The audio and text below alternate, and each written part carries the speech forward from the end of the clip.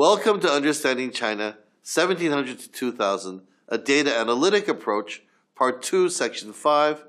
Who Survives? Life Under Pressure. According to the earliest reliable population records,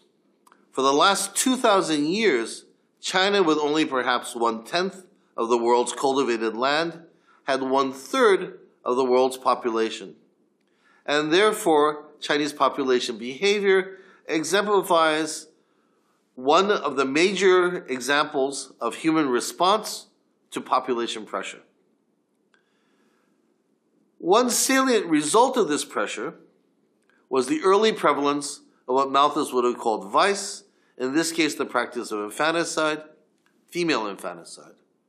And another consequence, presumably because of the prevalence of infanticide, was the equally early rise of different concepts of life and humanhood. In the following chart, we have the two lines indicating world population, the black squares, with our best estimates of the population of China, the empty triangles, contrasting with the histograms from the year 0 to the year 2000, indicating the proportion of world population which is or was Chinese. And as you can see, the Chinese population historically has always been somewhere between 1/3 plus or minus, say, a few percent of the world population, in some periods rising to as high as almost 40% of the world, currently at a historic low, slightly over 20% of world population, and predicted to decline even further to about 18% of world population, which would be almost half of China's historical proportions of world population. Now, given the high proportions and the high density of China's early populations, as early as the 2nd century BC, we already find major texts such as the Rights of Zhou, a compendium of statements on early political institutions and policies, stating explicitly, and I quote, that people should be registered only after they've grown their teeth, that is according to standard explanations at 7 to 8 months for the first set of teeth, or 5.5 to 6.5 years for the second set of teeth. Or as summarized in an imperial edict of the early 7th century in the collection of important documents from the Tang Dynasty,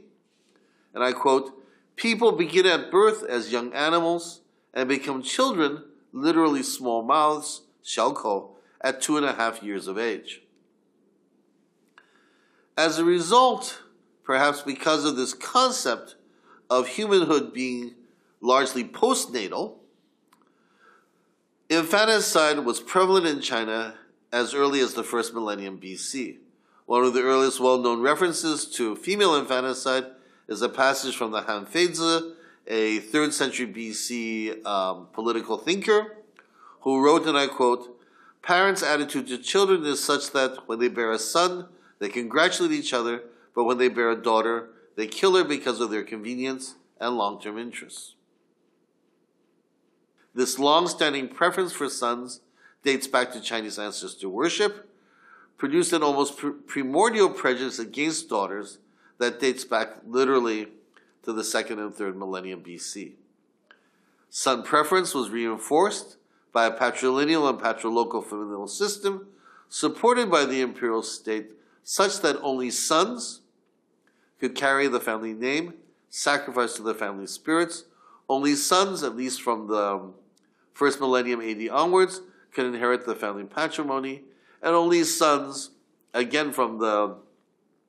1st millennium AD onwards, could sit for the imperial civil service examination with its important implications of equality of opportunity for families to rise in society. A plethora of statements similar to Hanfeizi document the practice of infanticide, especially female infanticide, throughout Chinese history. However, because girls were not completely recorded in most Chinese historical data, the magnitude of such behavior was unclear until the late 1980s, when the population records of the Qing imperial lineage were discovered to have almost complete recording of daughters as of sons, and therefore with the entry of these data to create one of the first examples of big historical data, we could actually calculate for the first time explicitly to what extent female infants died in greater proportions than males. And these Jade records document female death rates that indeed were 10 times higher for females, 72 per thousand, than for males, 7.5 per thousand, in the first day of life, and a total female infanticide rate in the late 18th and early 19th century for even, say, the imperial lineage, the imperial nobility, of around 10%. This chart contrasts female infant mortality, male infant mortality, with female child mortality and male child mortality. And what you can see is that child mortality for both female and males declined from about 400 to well below 100 in the 18th century. But at the same time, while male infant mortality remained relatively stable, the sort of solid axis, which is essentially a flat line, you can see that female infant mortality, the empty squares, increased from about 100 per thousand female infants to as high as 350 per thousand in the late 18th century. Moreover, if we were to look at this more closely, you can see that this rising female infant mortality is largely driven by female perinatal mortality, that is to say the solid black line, and female neonatal mortality, that is to say the dashed black line. So that by the late 18th century, as female infant mortality was increasing from 100 to almost 350, over 2/3 of that mortality occurred during the first week of life, perinatally, and almost 99% of it occurred during the first month of life to female neonates.